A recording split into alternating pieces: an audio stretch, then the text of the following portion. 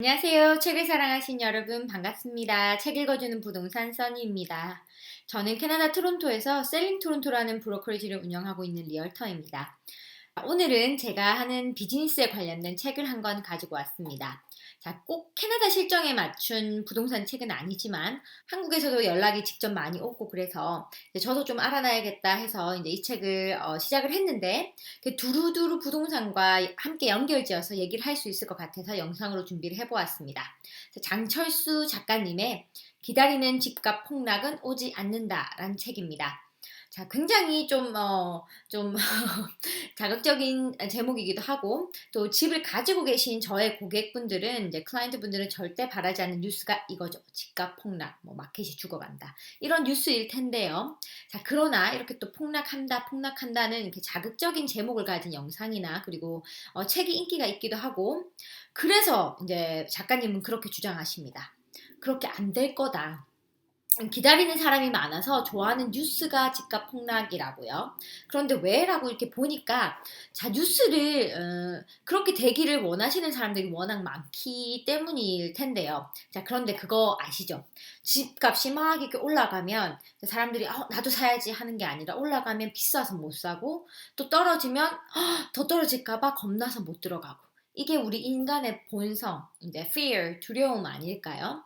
자, 이 인간의 이렇게 두려움의 본성을 이기는 선택을 하시는 분들이 좀 결과가 좋지 않나라는 생각을 해봅니다. 자, 한국도 그렇고, 이제 캐나다도 그렇고, 집값 상승이 계속 일어나고 있는데, 자, 그것에 대해서 이렇게 부정론자 분들도 계시고, 또 아니면 집값이 떨어져서 내가 좀 좋은 가격에 살 수 있는 기회가 오기를 바라시는 분들도 너무너무나 이해가 갑니다. 자, 그러면, 자, 책 속으로 들어가서, 왜 이 작가님은 집값 폭락이 일어나지 않을까라고 생각을 하시는 거에 대한 이제 뒷받침되는 증거, 이제 근거를 좀 들어보겠습니다. 이제 저는 캐나다에 있으니까 한국 실정, 한국 이제 정치에 대한 그런 거 빼고 캐나다에서도 어플라이 할 수 있는 그런 부분을 또 제가 배워야 하는 부분을 좀 정리를 해봤습니다. 자, 집값이 하락한다는 이제 하락론자 분들의 주장의 근거에는 두 가지 큰 이제 맥락이 있다고 얘기를 하십니다. 자, 경제적 문제 그리고 공급과 가격 문제라고 보는데요. 자, 공급 과잉이 집값 폭락의 원인이라고 주장을 하세요. 자, 그러면 토론토 실정을 이제 캐나다 실정을 좀 보겠습니다.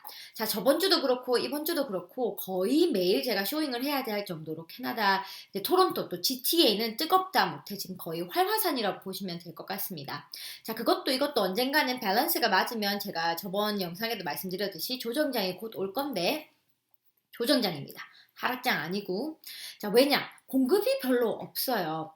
지금 매물 하나 나오면 이제 뭐 콘도든 하우스든 하루에 쇼잉이 막 어마무시하고요. 하루 만에 팔리고 또 그렇게 하다 보니까 이제 거기에 따른 오퍼는 어떨까요? 사실 저도 이제 매일매일 이 마켓을 경험하는 저도 놀랄만한 가격으로 팔리는 하우스들, 콘도들이 있습니다. 이제 저는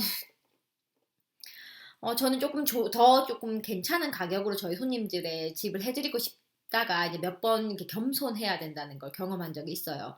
제가 예상한 것보다 훨씬 비싼 가격을 쓰신 분들한테 이제 오퍼가 되고 이런 거를 보면서 아휴, 너도 겸손해야 되겠구나를 많이 배웠던 요 근래입니다. 자, 그렇다면 왜 집값이 폭락하지 않을지 공급 과잉이 별로 없다는 거죠, 여기는 아직은요. 자, 공급 과잉이었던 케이스는 작년 여름에 이제 콘도 렌트는 꽤 있었습니다. 네, 그래서 가격 조정, 이렇게 하락이 조금 있었죠. 그래서 이거는 이해가 좀 됩니다. 자, 지금은 어떨까요? 자, 저번 영상에서 제가 말씀드렸다시피 이제 콘도도 다시 움직이고 있거든요. 자, 두 번째는 경제적 문제인데요. 이 부분은 한국도 경험을 했었죠. IMF 때. 자, 그런데 캐나다가 지금 그렇게 다른 나라의 원조를 받을 만큼 큰 문제가 있는지는 이제 생각해 보시면 될 것 같습니다. 저는 인플레이션은 당연한 절차처럼 이렇게 올 거라고 생각합니다. 자, 그러면 인플레이션을 우리가 준비를 해야 할 텐데요. 자, 인플레이션 준비한 우리는 실물 자산이 있는 분들이 기회라고 생각합니다. 실물 자산, 그 주식, 그리고 뭐 부동산, 금 요런 게 되겠죠. 자, 내 통장에 캐시 10만 불을 넣어놓고 이 10만 불이 인플레이션이 오면 이제 점점 떨어져서 가격이 가치가 한 8만 불 정도로 떨어지게 되겠죠. 자, 그런 식으로 생각하다 보니 집값 상승도 있지만 여기에서 돈의 가치가 떨어지면서 같은 가치인데도 그냥 내가 내는 돈의 양이 많아지는 거. 그래서 집값이 올라 좀 가는 게 아닌가라는 생각도 좀 합니다. 그래서 첫 집을 구매하시는 분들을 저는 꼭 들어가야 된다고 얘기를 하거든요.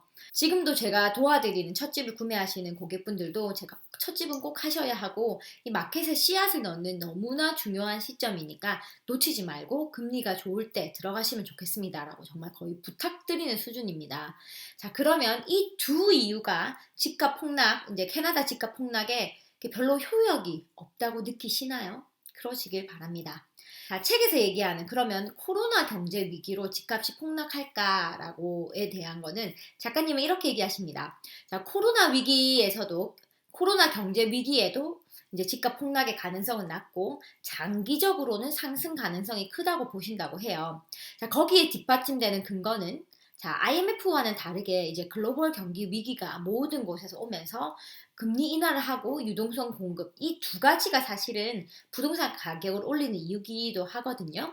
자, 그래서 미국은 이제 FED에서 무제한으로 이제 양적 완화를 진행을 하고 있죠. 이게 돈을 이제 프린팅하는 것들도. 자, 한국도 마찬가지고 캐나다는 더하다고 봅니다. 자, 부동산이 들썩거리는 거는 제가 아까 말씀드렸던 금리 인하 그리고 유동성 공급인데 지금 어떻습니까? 지금 딱 그 상황이죠. 자, 그러면 부동산이 계속 상승 중인데 만약에 이걸 잡으려고 정부에서 뭐 금리를 높이면 시민들의 라이프가 조금 이렇게 멈출 수 있기 때문에 정부는 그렇게 하시지는 않을 것 같아요. 자, 금리를 높여도 조금 이렇게 높이겠죠? 그럼 요쯤에 높이면 그거에 영향받지 않는 사람도 있을 거란 말이에요. 자, 그러면 그분들은 집을 살까요? 안 살까요? 우리는 과거에서 미래를 좀 배우기도 하니까요. 자, 그러다가 캐나다는 인구가 또 이제 부동산 시장에는 굉장히 중요하니까요. 자, 인구가 계속 늘어나고 있는 거.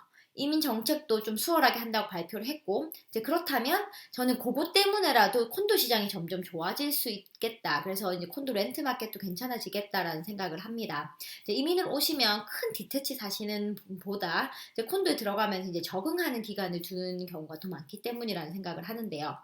자, 그러면서 좋은 부동산을 찾는 6가지 세권에 대해서 제가 한번 짚어보도록 하겠습니다.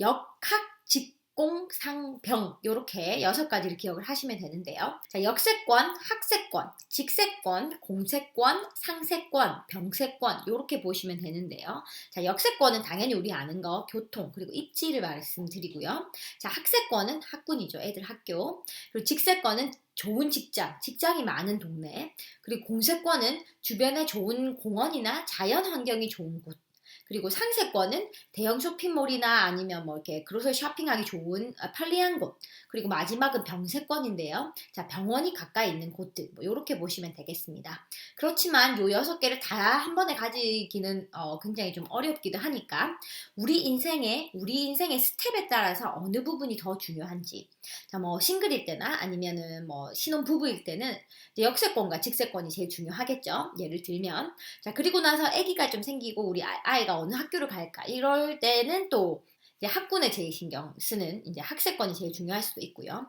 자, 그러고 나서 이제 조금 우리가 리타이어 할 시간이 되면 공세권과 병세권을 중점에 두어야 한다고 얘기를 하십니다.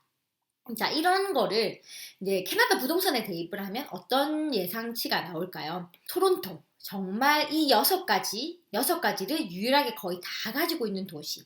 제가 작년에 리뷰한 수풀 도시에서 왜 토론토가 왜 그런지를 전 또 이해가 갑니다. 이 6가지를 다 가고 있는 지역이 부동산이 상승할까요? 아니면 폭락할까요? 자, 이런 지역에서, 이런 관점에서 저는 다른 이렇게 새로 디벨롭되는 지역도 보거든요. 자, 새 지역이 발전이 되면 저도 가서 보고 뭐 그렇게 하는데, 자, 그렇게 보면서 집은 잘 지어지고 있는데 여기에는 학교는 어때? 자, 학교가 같이 새 집이 지어진단 말이에요. 자, 이러면 집도 좋고 구조도 괜찮고 그리고 공세권 좋은 공원이 있고 자연 환경이 좋은 곳에서 학교도 지어지고 있고 그러면 상세권 그래서 저는 이제 코스코와 스타벅스를 보는 사람입니다. 자, 그분들의 데이터베이스를 믿거든요. 그래서 이렇게 새로 디벨롭한 지역의 근처에 코스코가 들어선다. 그러면은 거기에는 거의 뭐 개런티로 이제 집값이 오른다고 보시면 될 것 같습니다. 자, 이렇게 공세권 좋은 공원이 있고 그런 것들을 다 보다 보면 저도 옮기고 또 제 말을 믿어주는 고객분들도 그쪽에 이제 먼저 가고 그러고 나서 이제 집값이 많이 오르고 하는 거에 또 감사함을 또 받고 또 그렇게 합니다. 자, 투자는 특히나 부동산은 저는 인문학이라고 생각합니다. 제가 사는 집이고 저희 아이들을 키우는 집이기 때문에 저는요, 사람의 그리고 우리의 본능과 심리를 이해하는 그런 비즈니스, 그런 필드라고 생각합니다. 자, 그래서 책을 읽으면서 실물 경제가 제가 또 이렇게 공부하는 대로 생각하는 대로 예상하는 대로 흘러가는지를 계속 공부 중입니다. 자, 부동산에 몰려오는 거대한 변화가 아마 10년 그리고 지금 이제 2, 3년에 굉장히 많이 크게 올 거라고 생각을 하는데요. 아마 2, 3년의 시기는 부동산의 위기와 또 기회가 공존하는 따라서 이 위기를 어떻게 기회로 만드실 건가를 계속 치열하게 공부하고 고민해야 된다고 생각합니다. 그렇게 준비를 하고 있다가 조정장이 딱 올 때 어디가 좋을지 어느 분야 또 이제 부동산도 콘도, 타운하우스, 스택 타운하우스, 뭐 세미, 뭐 디테치 이렇게 다 종류가 많기 때문에 같은 돈, 나의 같은 돈이라 내 피 같은 다운페이를 넣었을 때 내가 행복하게도 살면서 나중에 팔 때도 이익이 되면서 잘 이제 업그레이드 될 수 있는 그리고 잘 팔 수 있는 집을 이제 어떻게 인연이 되게 해드리는지 연결하는지는 그 큰 일이 제 일이라고 생각을 합니다. 자, 그래서 저와 인연이 되시는 분들의 이익을 위해서 정말 치열하게 열심히 공부하겠습니다. 저와 오랜 인연인 분들이 계속 잘 돼서 레벨업이 계속 잘 되는 걸 보면 전 너무너무너무 행복하거든요. 저랑 잘 지내면 막 잘 된다 이런 믿음을 받게 일하는 거 그게 제 목표이기도 하고요. 그래서 오늘도 치열하게 공부하고 성장하겠습니다. 캐나다 토론토에서 책 읽어주는 부동산 박선영이었습니다. 다음에도 좋은 책을 가지고 돌아오겠습니다. 행복하세요.